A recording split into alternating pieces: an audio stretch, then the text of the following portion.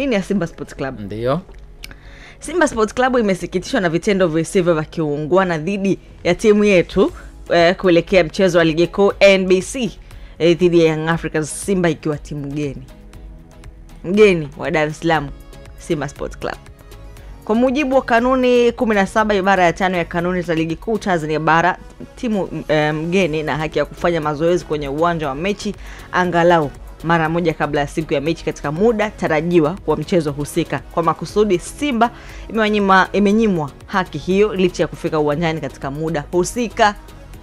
Katika sintofahamu hiyo, Simba iliarifiwa kuwa na meneja wa uwanja kuwa hana maelekezo yanayoruhusu mazoezi kufanyika bila maelekezo ya kamishna wa mchezo.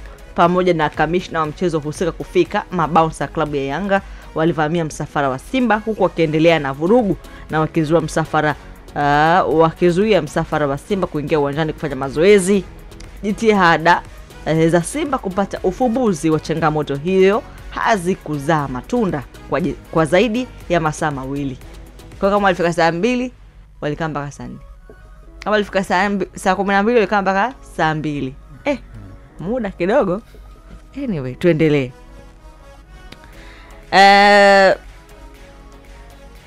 Simba iliondoka eneo la nje ya uwanja kwa sababu za kiusalama ambazo zimerekodiwa kwa ajili ya ushahidi. Umeona jambo hilo? Kufuatia ukiukwaji huo wa taratibu za mchezo, Simba haitoshiriki mchezo husika na haki zote zimehifadhiwa. Kauli ambayo alright, kauli ya kirahisi yenye athari kubwa.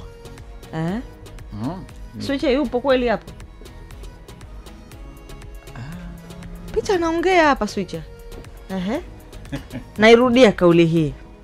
Kufuatia ukiukwaji huo wa taratibu za mchezo, Simba mnyama. Simba Sport Club haitoshiriki mchezo husika na haki zote zimehifadhiwa. Nilivyoiona tu taarifa, niliona kama ni taarifa, yani ni kauli rahisi kwenye jambo zito. Kwa sababu ukiangalia sababu kikanuni, ukiangalia sababu kimaandalizi, ni sababu ambayo ni ya kawaida na ishawahi kutokea. Sio yani hao Simba wenyewe wanapoenda katika mechi za kimataifa, sio mechi zote wanapata access ya kushiriki mechi siku moja kabla ya mechi. Sasa Simba inahimiza kuchukuliwa kwa hatua stahiki dhidi ya wahusika wote wa sakata ile. Imetolewa na management ya klabu ya Simba. Na kweli ikatokea. Na kweli baada ya hilo hakuna mechi, ndugu zangu. Kimataifa mbali Lugendo. Mwanza tu hapa shughuli ilikuwa nzito kufanya mazoezi. Simba walifungia watu ndani. Lakini mchezo ulipigwa. Mchezo ulipigwa kama kawaida. Mimi nakataa. Mchezo ulipigwa? Ulipigwa kama kawaida. Siri ya Pamba bwana. Mwanza. Ukisahau paka polisi wakaja. Wakapandisha kwenye defender kwa nini. Kapandisha kidogo kama wewe upo. Sasa hata hujapandishwa kwenye defender alafu unaingia mitini. Kwani kuna nini chooni ambacho kimejificha hapa kwenye barua hii ya Simba? Kilichojificha wanakijua wao wenyewe. Kilichojificha kwa sababu ukitazama ili jambo limewatokea siku si nyingi, lakini pia hata kwenye uwanja wa KMC Complex changamoto kama hizi zilijitokeza, ambapo wenye uwanja wenyewe hawakupata access ya kufanya mazoezi kwenye uwanja huo.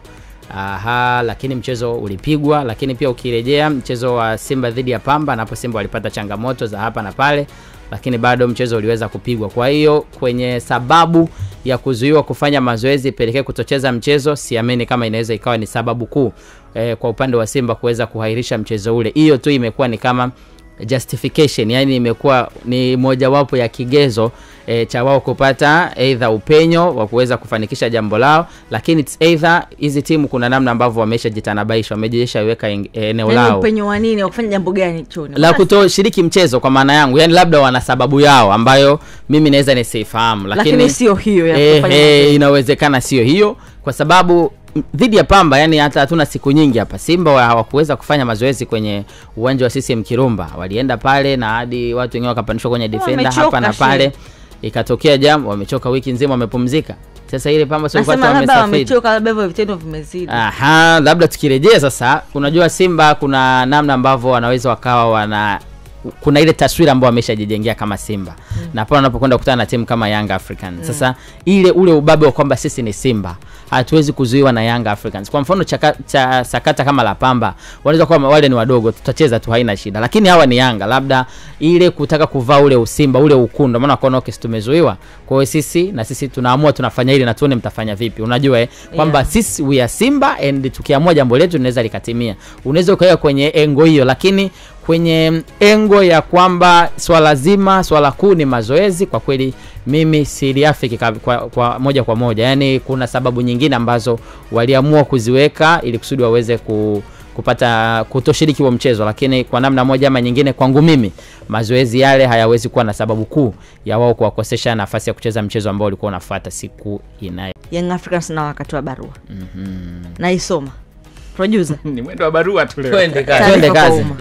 Uongozi wa Young Africans unapenda kuutaarifu umma kuwa mchezo wetu wa ligi kuu ya NBC uliopangwa kuchezwa leo tarehe 8 mwezi wa 3 2025 dhidi ya Simba Sport Club saa 1:15 usiku upo pale pale na hakuna mabadiliko yoyote.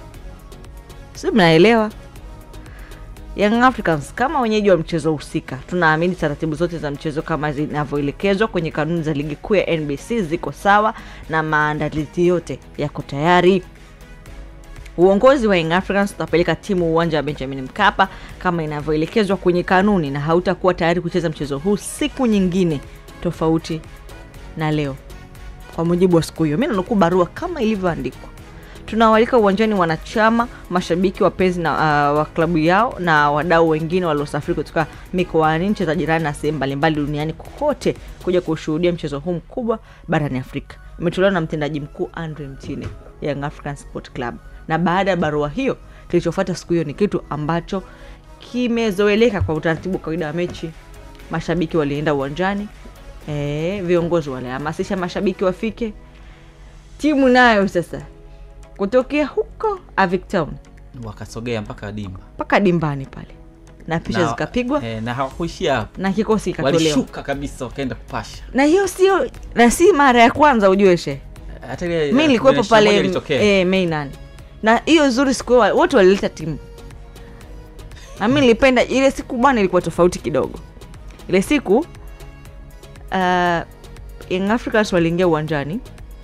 Mechi ilikuwa chezo saa 11. Ikaja baadaye kairishwa mpaka saa 1. Walifika uwanjani mapema kulingana na taarifa ya awali. Kwa mujibu wao kwamba sijui muda wa kubadilisha ulikuwa umeshachelewa. Kwa saa hizo tena haiwezi kubadilishwa. Sijui kuna siku 3, siku na siku 2. Hivyo kwa mujibu wao. Walileta timu, wakaifanyisha warm up na wakafunga pale, kumbuka ilikuwa ya Kuba, sijui Kaseke, wakafunga pale magoli, watu wakashangilia. Wakavua nguo za mazoezi, wakaja wakavaa tracksuit zao moto. Wakapotea. Kidogo tu angepishana. Nasema angepishana kingepigwa pale pale. Dakika chache tu Simba hapa nao wakafanya nao walioyafanya. Ile saa 1 nayo wakaingia uwanjani, basi wakatoka.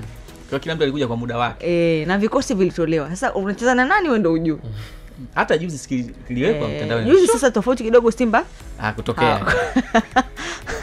Na pia na bodi ya ligi walikuwa wameshaahirisha mchezo. Sasa tutajua kusoma taarifa ya bodi ya ligi, ndio maana mwamuzi. Lakini mimi ninachochoka zaidi ni kwamba kuna taarifa ilitolewa mapema baada ya barua Yanga kwamba mchezo upo. Au nyinyi hamkuisikia? Kuna taarifa iliandikwa kwenye nanili, waliweka bango linaoonyesha, waliendelea kuonesha kwamba mchezo unaendelea kwenye na nilimsikia pia mwenyekiti akizungumza kwamba mechi ipo kupitia chombo kimoja cha habari. Anasha Mguto. Ndio mwenyekiti shehe mzee wetu ndio. Sawa, mimi naisoma taarifa ya bodi ya ligi sasa baada ya hayo yote kwa ruksa yenu hapa ndani ya Bao la Asubuhi, si ndivyo? Picha ambayo tunaizungumzia ni hii hapa. Kama alipitwa aelewe. Mechi YouTube anaona hapo. Wanatazama YouTube wanaona. Utaona kuna bango liliwekwa. Picha ambayo tunaisemea ndio hii hapa. Na kwa kuweseka waliposti mara 2.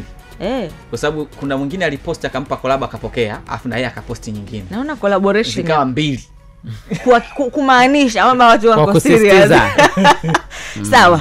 Tunasoma taarifa ya bodi ya ligi sasa baada ya post. Hii post wangeifuta Sitaki kuingilia, lakini poste sasa hizi ni katuni zilizopo tu Bongo. Okay, tusome taarifa ya bodi ya ligi baada ya hayo yote sasa kutokea.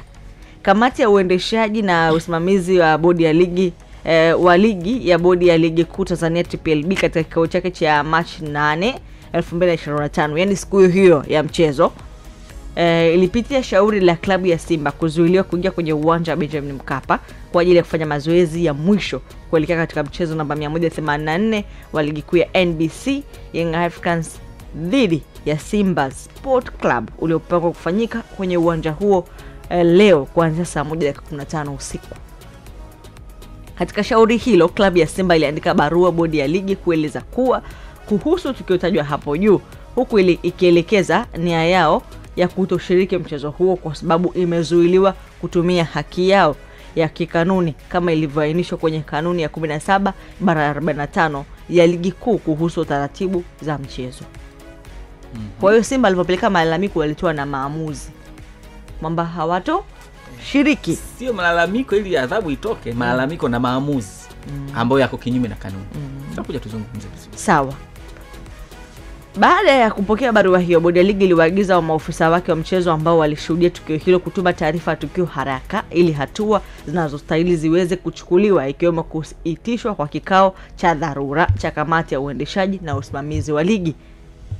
Baada ya kupata taarifa mbalimbali zikiwemo za maofisa wa mchezo na vyanzo vingine, kamati ilibaini kuwa klabu ya Simba wakati ikielekea kutumia haki yake iliyoainishwa kwenye kanuni ya 17/45 ya ligi kuu haikuwasiliana na ofisa. Sio, mnanielewa? Ndio. Mnasikia lakini? Tunakupata vizuri kwamba hawakuwasiliana na ofisa. Hiyo kidogo mimi inashtua. Kwa sababu kama taarifa, yani kanuni inazungumza kwamba ni haki ya kikanuni kuweza kufanya mazoezi kwa mgeni mechi moja, muda ule siku moja kabla ya mchezo. Hiyo tayari ni taarifa. Yani hiyo tayari ni taarifa inajitosheleza kwamba kanuni inazungumza hivi. Sasa sipati mantiki ya kwamba taarifa hivyo inafahamika then inabidi tena utoe taarifa kwa misingi gani? Wewe unaenda pale then ukifika kwamba kanuni, kwa mfano wale wanaokuwa pale uwanjani inabidi wazifahamu kanuni. Kanuni zinazungumza nini? Zinazungumza kwamba mgeni anaruhusiwa kufanya mazoezi kwenye muda ule siku moja kabla ya mchezo. Then wakiwa wanazifahamu kanuni, ndio wangekuwa hata wanajiuliza mbona mpaka sasa hivi labda timu haijaja kufanya mazoezi, tulitegemea itakuja kufanya mazoezi, labda haijaja au ndio hii hapa imekuja. Kwa hiyo imenishtua kuona kwamba lazima unajua kanuni inazungumza hivi na bado taarifa inabidi ziendelee kutolewa. Na malize ile wote namuona Lugendo ana kitu hapa kidogo cha kuzungumza. Ndio. Haikuwasiliana na ofisa yote wa mchezo, timu mwenyeji wala mamlaka ya uwanja kuhusu nia ya kufanya mazoezi katika uwanja huo ili maandalizi yafanyike kikanuni. Kumbe kuna maandalizi ambayo yanatakiwa yafanyike ili timu ngeni ije kufanya mazoezi. Kwa taarifa hizo, kamati ilibaini pia walinzi ambao baadhi walifahamika kwa sura ya kuwa ni wa klabu ya Yanga walishiriki tukio hilo la kuzuia basi la klabu ya Simba kuingia uwanjani kinyume na matokeo ya kanuni ya 17/45 ya ligi kuu kuhusu taratibu za mchezo. Kwa sababu pia bodi ilipokea taarifa ya ofisa wa usalama wa mchezo ambao imeainisha matukio kadhaa yaliyoambatana na tukio hilo la klabu ya Simba kushindwa kufanya mazoezi, na kwamba baadhi ya matukio yanahitaji kufanywa uchunguzi kama hauwezi kukamilika kwa wakati. Bodi ya ligi kupitia kamati yake ya uendeshaji na usimamizi wa ligi imeamua kuahirisha mchezo tajwa hapo juu kwa mujibu wa kanuni ya 34 ya ligi kuu kuhusu kuahirisha mchezo ili kutoa nafasi ya kupata taarifa zaidi zitakazosaidia fanya maamuzi ya haki. Bodi itatoa taarifa kamili kuhusiana na tukio hilo la kutangaza tarehe ya mchezo huo mapema iwezekanavyo. Imetolewa bodi ya ligi tarehe 8 Machi. Hii ndio taarifa sasa baada ya hayo yote. Lugendo, taarifa ambayo yenyewe pia inafikirisha. Yaani ukiamua kutumia akili zako zote ukauvua ushabiki wa timu yako wewe unayoshabikia, alafu ukakaa chini ukaitafakari taarifa ya bodi ya ligi, yenyewe pia inafikirisha. Kwa sababu mpaka wanasema pamoja na yote Simba hawakuwa wametoa taarifa ili kufanyiwa maandalizi. Tafsiri yake ni kwamba kuna kanuni inayowapa haki ya kwenda kufanya mazoezi, lakini taratibu inawataka watoe taarifa. Kanuni ni haki, na ndio wanasema kutimiza haki yao ya msingi. Leo hii ukipewa wewe haki ya kupiga kura, si ndio? Hiyo ni haki yako. Lakini zipo taratibu ili uweze kupiga kura. Ndio. Hata kama una kile kitambulisho, utafika, kuna utaratibu, utapanga foleni, utafanya lakini pia lazima uwe umejiandikisha mapema, una kile kadi yako ya mpiga kura ndio uweze kupiga kura. Ni haki yako kupiga kura. Ila kuna taratibu ili ufikie hatua ya kupiga kura. Ni haki yao kushiriki mazoezi ya siku moja kabla ya mechi. Ila miongoni mwa taratibu zilizopo ni kutoa taarifa. Ukumbuke, nje ya kwamba uenda tu wewe kushuka pale na wachezaji wako kwenye basi lako kwenda kucheza kwenye ile pitch pale, kuna masuala ya kiusalama pia yatakuwa yazingatiwe. Lazima taarifa imetoka mapema, watu wa kuandalia usalama. Mwenye jukumu la kuandaa usalama kwenye hilo, kwa sababu kuanzia siku moja kabla ya mechi na mpaka siku ya mechi, timu mwenyeji anawajibika na hilo pia, anahusika pia. Kwa hiyo maana yake lazima awe na taarifa. Hapo sahihi. Umeelewa? Lazima awe na taarifa. Wewe kitokea umeingia pale, afu hakuna usalama ambao umeandaliwa, ukavamiwa, ukapigwa mawe, utamlaumu nani? Kwa lazima taarifa iwepo. Ni haki yenu kwenda kushiriki huko. Lakini hata message ya mwanangu, wewe tunakuja hapo bwana kufanya mazoezi, watu wajue. Lakini pia tukumbuke ipo hivyo choni, ndio maana hata wakija wageni hapa, tushamaanisha mgeni. Ya mageni hapa tunawapelekea mabasi pale airport. Ukiwapelekea mabasi wao wataamua. Na huwa hayapandi. Yes. Mara nyingi. Na hata sisi tukienda kwao wanatuletea mabasi. Yaani ili kuhakikisha hiyo choni. Unaweza kupandisha toka waandishi kwa hiyo mnataka kusema sasa Simba hawakujua kwamba inabidi watoe taarifa au miaka yote huwa wanafanya hivi? Kwa sababu gani choni? Hata taarifa hii iliyotoka hapa inasema kwamba hawakutoa bila kutoa taarifa. Ingekuwa sio kitu kinachohitajika kufanyika, isingeandikwa kwamba walikuja bila kutoa taarifa. Ukiona mpaka imeandikwa ni kwamba ilipaswa watoe taarifa. Lakini miongoni mwa sababu za kusababisha kwa nini ilikuwa ni muhimu wao kutoa taarifa, miongoni mwao ni hilo sababu la kiusalama ambayo nimekwambia. Lakini cha pili, ule ni uwanja unakuwa umeandaliwa ili kuchezwa mechi na hayo maandalizi, lakini lazima kuwe kuna maandalizi madogo ambayo yanaweza tu kushtukiza mtu ataka ondoka shehe. Na jambo jingine tukumbuke, ile ni haki, ila haujaambiwa pale kwamba ni lazima mkafanye mazoezi siku moja kabla ya mechi. Tafsiri yake ni kwamba nyinyi mna uwezo wa kuamua kwenda au kutokwenda. Ile kanuni haisemi kwamba timu isipoenda siku moja kabla ya mazoezi itaadhibiwa. Busara ni moja tu kabla ya mechi. Mfano mimi nakuja kwako. Ndio. Labda ni kikanuni nije kwako. Si ndio? Alafu sijatokea.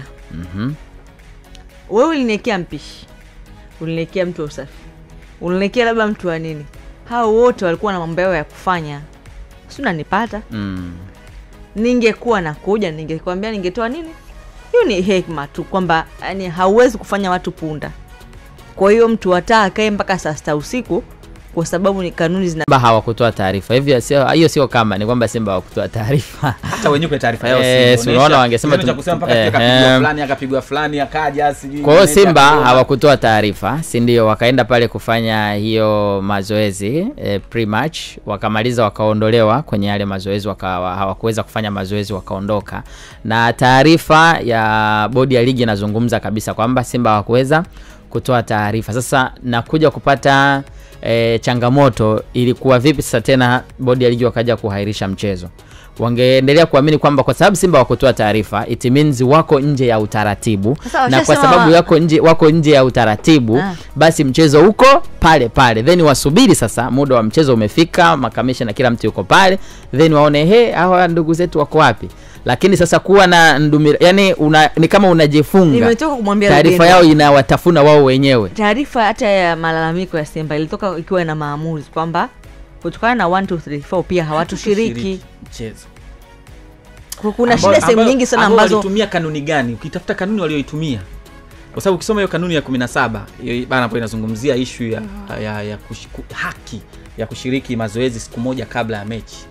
Kwenye sehemu ya hakuna sehemu ambayo imeonyesha adhabu yake hapo ya kwamba unajua tunazungumza kirahisi sana, lakini tumewaumiza watu wengi. Wewe hapo ikitokea unaweza ukaamua kutoshiriki, una haki ya kutoshiriki mchezo. Labda kama hiyo taarifa iliyosema ya kamati iliyosema kuna mambo ya kufanyiwa uchunguzi, kwa sababu kwenye vile vipengele vya kanuni kuna sehemu inasema na mambo ambayo yatakubaliwa Nafikiri kuna shida sehemu fulani cha malalamiko. Kama hayo malalamiko yanatakiwa kufanywa uchunguzi, ni kweli yana sababu nyingine nje ya wao kutofanya mazoezi. Nafikiri kuna shida sehemu. Kuna sehemu Cheo Lutengano tunakwama. Tunaleta sana uswahili kwenye mambo ya mpira wetu. Ambao ni professional kabisa. Ambayo tunaumiza mashabiki sana. Yaani mtu jifikirie. Hizi timu kweli ni kubwa, lakini kuna muda ukiwa mkubwa sana lazima uwe na mtu wa busara pia. Yaani utumie akili zako zote kuhakikisha kwamba huumizi watu kutokana na ukubwa wako. Nadhani hakuna siku ambayo sheria itakuja kufuata kwenye mstari kama hizi Simba na Yanga zitaendelewa kuhudumiwa hivi ambavyo zinahudumiwa na TFF na bodi ya ligi. Kwenye kila maamuzi ambayo yanatokea kwenye mpira wa Tanzania, maamuzi ambayo yanaumiza huwa yanatokea kwa vilabu 15 kushuka chini. Hivi vilabu vya Simba na Yanga havigusi. Kwenye maamuzi ambayo yananufaisha huwa yanatokea kwa vilabu viwili tu hapa Tanzania. Vilabu vingine vyote vinaishia kuumizwa. Manake 16 wanaumia. Kuna mifano mingi ambayo imetokea ambayo unaweza kufanya ukahusianisha na hiki ambacho kimetokea kwa Simba na Yanga, ukakuta timu nyingine zinaadhibiwa tofauti. Juzi tu hapo Simba Queens ametoka kuchukua alama 3 dhidi ya JKT, ambapo makosa hayakuwa kwa JKT, yalikuwa kwa wanaohusika na usimamizi wa ligi. Mchezo ulitakiwa kuchezwa Meja Isamuyo. Bodi ya ligi wakauhamisha mchezo huo, TFF wakauhamisha mchezo kutoka kule wakaupeleka Chamazi, na taarifa ambayo walitoa ni kwamba walihitaji mchezo huo uonekane kwenye vyombo kwenye mtu ambaye anarusha matangazo live, lakini wakachelewa kutoa taarifa. JKT akaleta taarifa yake kwamba yeye alichelewa kupatiwa taarifa, na kwa mujibu wa kanuni na taratibu hauruhusiwi kubadilisha uwanja ndani ya siku ngapi?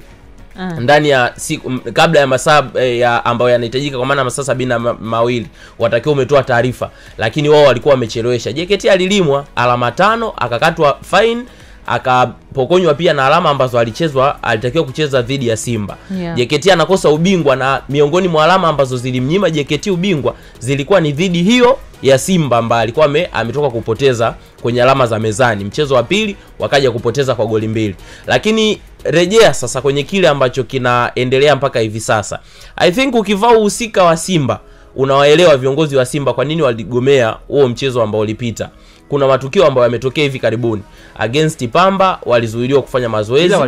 Yes, against KMC mechi ilikuwa dhidi ya JKT, I think pia walizuiliwa kufanya mazoezi, na mtu ambaye alikuwepo kwenye uwanja nyumba ya mchezo wa Pamba walikuwa wanatajwa miongoni mwa mashabiki wa Yanga ambao wanafanya kazi kwenye kikosi cha Pamba. Kwenye mechi dhidi ya KMC alikuwa anatajwa kuchelewesha mazoezi, ni Yanga ambaye baada ya mchezo wachezaji walionekana kufanya mazoezi baada ya mchezo kumalizika, na muda ambao walitakiwa kufanya mazoezi walikuwa ni Simba. Kwa hiyo wakija kuunganisha matukio, wakija kutazama na hili tukio, wanajiona kwamba wao ndio ambao matukio yanawarudia mara kwa mara kwenye hiyo situation. Wa viongozi lazima waje na maamuzi kama hayo ambao yanakuja. Lakini tunarudi tena kwenye sheria. Sheria inazungumza nini? Sheria haimtaki mtu ambaye amenyimwa nafasi ya kufanya mazoezi kuondoka ama kususa mchezo. Hata ukirejea kwenye vifungu vya Kafu pia wanauo utaratibu, na Kafu wameenda mbali. Yaani Kafu, wewe mtu ambaye unahusika au mwenyeji wa mchezo, unahusika kwenye kumpokea mgeni, unahusika kwenye kumsafirisha mgeni wako, unahusika kwenye kumpa maradhi mgeni wako, unahusika kwenye kumpa uwanja wa kufanyia mazoezi ambao ndio utakuja kuuchezea mechi husika, na unahusika kumuondosha mgeni wako. Endapo hivi vipengele vyote ukavifuata na ama ukavikiuka hivi vipengele vyote ambavyo nimevitaja, adhabu yake huwa ni moja. First, adhabu yake ni wewe kumlipa gharama zote ambazo amezitumia kwenye kufanya hivyo vitu vyote. Lakini kitu cha pili, utapigwa fine. Kwenye kupigwa kwako fine, endapo utafanya tukio likajirudia, shirikisho lako, sio timu, shirikisho lako linafungiwa kwenye mashindano husika. Kwa maana kama sisi ndo tungekuwa tumetokea tumefanya hilo jambo, tumelirudia timu zetu zinarudia, TFF wangepigwa rungu wao kama shirikisho, timu zake zote zisingekuwa zinashiriki. Lakini hakuna eneo ambalo hata CAF wanaruhusu kwenye kufanya hivyo. Na tunazungumza kila siku vipengele, kanuni, sheria taratibu, vyote ambavyo tunajiwekea sisi lazima viwe chini ya mwamvuli wa CAF. Sasa kama CAF anaruhusu kufanya hivyo, imekueje ninyi Simba mkafikia hatua ya kuahirisha mchezo? Narudi kwa TFF. TFF baada ya Simba kuweza kutoa taarifa kwamba wameahirisha mchezo, hawatacheza kutokana na hicho kilichotokea, mimi nilitarajia TFF wangerudi kwenye kanuni ambazo zinaongoza ligi ya Tanzania. Lakini ukirejea kwenye kanuni ambazo zinaongoza ligi, kuna kiasi cha fedha ambacho kinatakiwa ukatwa milioni 2 hadi milioni 5. Kama watajirudia ni milioni 5 mpaka milioni 10. Sasa inakuwaje TFF wakakubaliana na kwamba Simba walikuwa sahihi kwenye kuahirisha mchezo na wakasusa kutokuja uwanjani?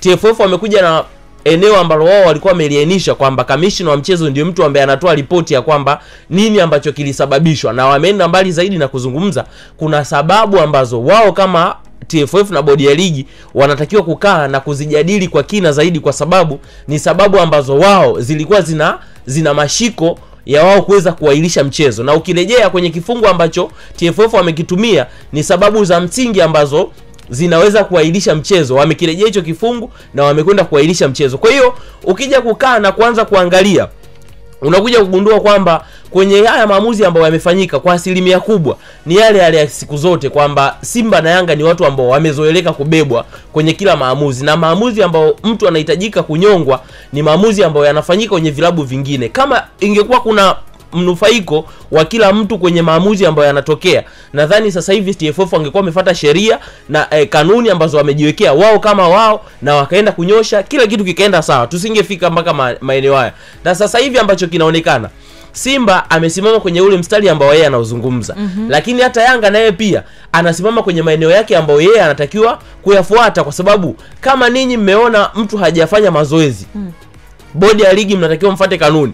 Bodi ya ligi wamekuja na kitu kingine. Yanga lazima asimame kwenye mstari wake kwamba yeye anatakiwa kufika uwanjani kwenda kucheza mchezo, na anatakiwa kwenda kufanya kile ambacho alikuwa anahitajika kufanya, na ndicho ambacho Yanga pia wamekifuata. Kwa hiyo kwangu mimi bado naangalia kwamba TFF na bodi ya ligi bado wanaendelea kufanya makosa ambayo yanajirudia, na kama tukiendelea kwenda hivi mbele, kuna kosa lingine litazaliwa jingine, hapa tutaenda kwenye jingine mpaka jingine litafikia na jingine. Ligi ilikuwaje bodi ya ligi anakubali kuendelea na huo mchakato ambao mtu ambaye alikuwa amevunja sheria hakufanya mawasiliano na mtu yote kwamba anakuja kufanya mazoezi? Yani inakuwaje bodi ya ligi imeahirisha mchezo, inasubiri hayo maamuzi ambayo yanakuja, yani wanakwenda kufanyia uchunguzi kitu ambacho hakikutolewa taarifa? Hicho ni kitu ambacho mimi bodi ya ligi hapo nataka yani inahitaji ufafanuzi wa kina.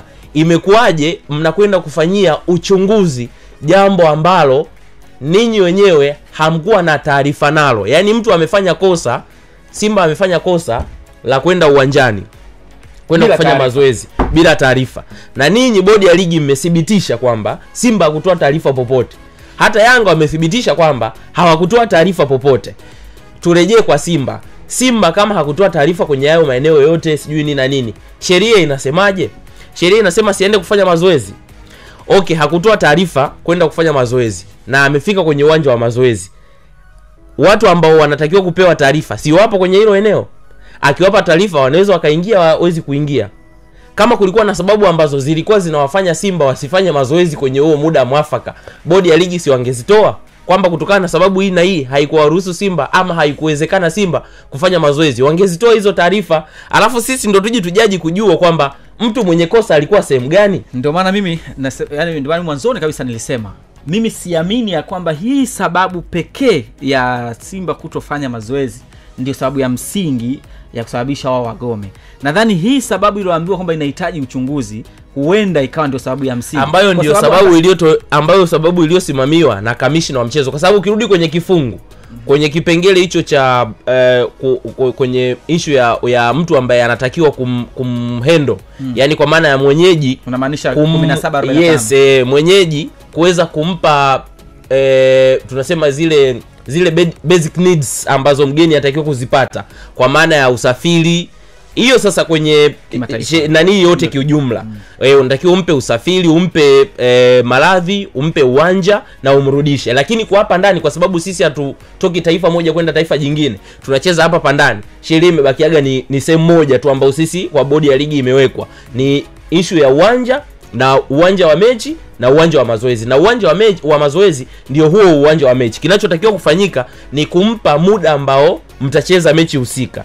Sasa kama hivyo vitu ambavyo vimetokea kwenye hilo eneo, kwenye hicho kifungu kinasema ya kwamba kamishna wa mchezo ndiye atakayetoa taarifa kama kulikuwa na sintofahamu. Yeye ndiye atakayetoa taarifa, na taarifa yake ndio itakuja kujadiliwa na nani? Na bodi ya ligi.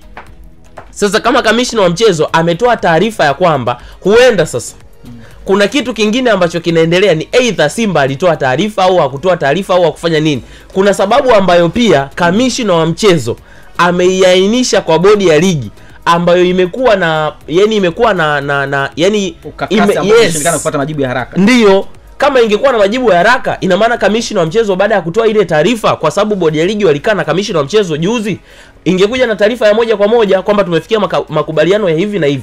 Lakini kwa sababu kamishna wa mchezo ambaye ndiye anatakiwa kutoa ripoti nzima ya kilichokuwa kinaendelea, ametoa ripoti na imeonekana na bodi ya ligi kwamba hiyo ripoti ina mashiko. Na uzuri ni kwamba ukifuatilia hii kanuni iliyotumika kuhairisha mchezo inakupa majibu mengine nje ya hii Simba kutofanya mazoezi.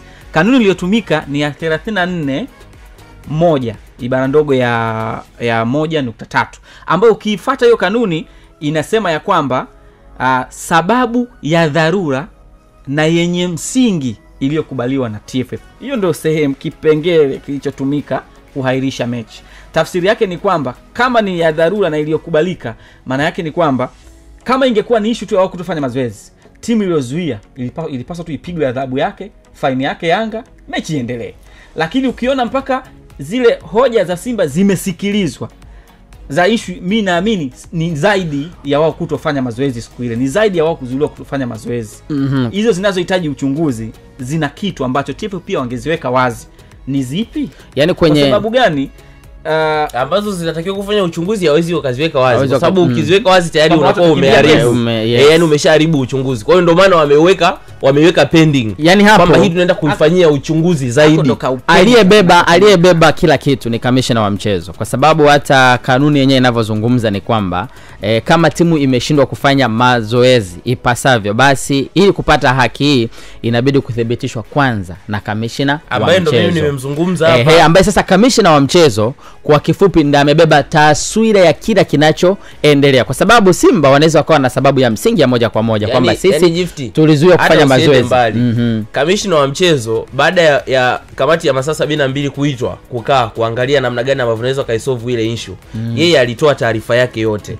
Baada ya kutoa taarifa yake yote ikaonekana taarifa yake inahitaji uchunguzi zaidi. Uchunguzi usingepatikana kwa ile siku moja.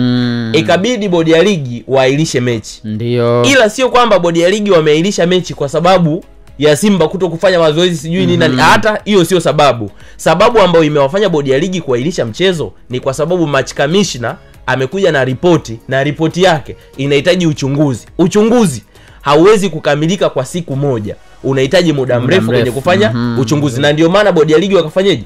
Wakaahirisha mchezo. Sasa tunachokuja kusubiri sasa hivi ni hiyo taarifa itakapokuja, watakapoiainisha. Tukija kuangalia sababu ambazo zimeweka ni kweli zipo kwenye hicho kifungu cha 34(1)(2) ambacho ndio sababu ya msingi ya kuahirisha mchezo. Sawa. Wanafanya kwa makusudi. Kwa sababu sababu ya kwanza bodi ya ligi pamoja na TFF wameshindwa kuvilea hivi vilabu viwili. Yaani kama vimewapanda kichwani wameshindwa kuwalea, kwa sababu ambayo kwanza Chewa ametanabaisha kwamba wapo watu ambao wapo ndani ya vilabu hivyo ni mashabiki wa hizi timu, na wapo watu kwenye taasisi hizo, bodi ya ligi na TFF, unakuta ni mashabiki wa hizi timu. Lakini pia kwa sababu ya kwamba huyu ni Simba, yani kuna simu either unaweza kaipokea au kuna jambo unaweza kuona lifikiria, kwa sababu unajua huyu ni Simba, huyu ni Yanga. Kwa at the end of the day, na watoto wanaowalea hilo wanalifahamu. Unajua unaweza kuona unamlea mtoto unamdekeza, lakini asijue sasa kwa bahati mbaya hivi vilabu vinajua kwamba yule atanifanya nini. Kwa hiyo mwisho wa siku wanafanya mambo kwa makusudi wakiwa wanajiamini kwamba hakuna ambacho nitafanywa. At the end of the day mpira wetu unakwenda unavurugika. Namba 184 mechi ya ligi kuu Tanzania Bara, kwa inavyosemekana mechi namba 184 Young Africans dhidi ya Simba Sport Club, kila mmoja akikataa mechi hiyo ipo hatarini sana. Yaani iko sasa ligi inaishaje? ya mechi ichezwe. Hapo tunasubiri majibu ya bodi ya ligi sasa. Kikanuni itachezwa. Kanuni ya 34.1.3 inasema, ibara ndogo ya 1 inasema itapangiwa siku nyingine. Ikiwa mechi imegairishwa kwa kanuni hiyo, ufafanuzi wake wa kanuni hiyo inasema itapangiwa tarehe nyingine na itachezwa. Nasubiri meno ya bodi ya ligi na TFF kwenye hili jambo. Yaani hapo ni bodi ya ligi na TFF. Kwa maamuzi ndio itajulikana sasa. Ila mpaka sasa hivi kwa nini Yanga hajaadhibiwa? Kwa nini? Kwa kuzuia kuingia kufanya mazoezi Simba. Si bado wanafanya uchunguzi. Taarifa yao inasema walitambuliwa kwa sura kwamba ni wa Yanga. Yeye afanye uchunguzi bado maamuzi sasa. Ambavyo FIFA inavikataa ni alama za mezani. Kutoa alama za mezani.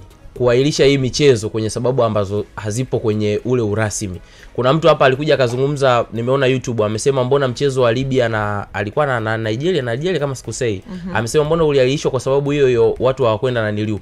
Sababu ambazo Almayai ameziainisha hapa moja wapo kuu. Yaani ukienda kwenye zile sababu kuu, ya kwanza ni usalama. Wale jamaa walipofika pale airport, Libya unajua ni miongoni mwa nchi ambazo zipo sawa kwenye usalama. Walipofika airport walikaa kwa zaidi ya masaa 6 wakiwa wanasubiri wenyeji. Nchi ambayo haipo salama afu mnakaa masaa 6 wenyeji hawaji, mnafanyeje? Na ndio maana wakaondoka. Kwa hiyo sababu mtu ametoa mfano hata uhusiano na hiki ambacho tunakizungumza. Acha na wao. Tusimame kwa Simba na Yanga. Sasa tuziache. Nafikiri. Tukae tu na Simba na Yanga. Hapa usalama upo, kila kitu kipo, uwanja upo na mmekiwa hapo bure kabisa. Na serikali ya Mama Samia. Yaani bure, nyinyi ni free tu. Muingie mcheze, mfanye mazoezi, muondoke, lakini mmeamua kila kitu kiende hivi. Na mimi juzi nilisema hapa kama inawezekana. Kwa sababu kuna kitu nimeanza na bodi ya ligi, kuna usawa ambao wameshindwa kuweka ili kuhakikisha kwamba timu zote zinakuwa na usawa ule. Kwa hiyo unakuta Simba na Yanga wanakuwa na maamuzi ambayo ni ya kwao kipekee yao, ambayo saa nyingine hata yanavuka kanuni na sheria za ligi kuu. Mwisho wa siku wanatenda matendo ambayo yanakuja kuingiza watu kwenye hasara, biashara hizi zinapata hasara. Kwa hiyo kuna haja ya TFF kusimama kuhakikisha kwamba hivi vilabu vinafuata miongozo kuanzia kwenye hili. Ile waanze kwenye hili. Chukua hapa choni tukupeleka pale bodi. Tukwambia baya, haya fanya maamuzi. Kwa tu maamuzi. Fanya maamuzi. Hamtaamini. Yaani hamtaamini. Wewe huyo. Nasoma tu kanuni hapa papa. Tunamalizwa asubuhi na mapema. Mimi ni maana Yanga isiwe na mgeni wala mwenyeji. Na hii Isa Suleimani na hii Isa Suleimani naitaka. Mechi ya Simba na Yanga isiwe na mgeni wala mwenyeji ili wakose sababu. Hakuna mnakabidhiwa uwanja wa nini? Hakuna kuwa na mgeni wala mwenyeji. Wote ni neutral ground, mnawasiliana na maafisa, mnafika uwanjani, mnacheza. Nadhani itakuwa suluhisho kwa sababu hapo hamna mwenye sababu. Na mechi ijayo na mkienda mnaenda kwa sababu, mkitoka mnatoka kwa sababu. Kama mechi ijayo itakuwepo mgeni rasmi awe kiongozi mkubwa wa nchi ambaye hamna mtu anaweza kumdharau, wote watakuja uwanjani. Sawa. Bwana, kwenye My TBT leo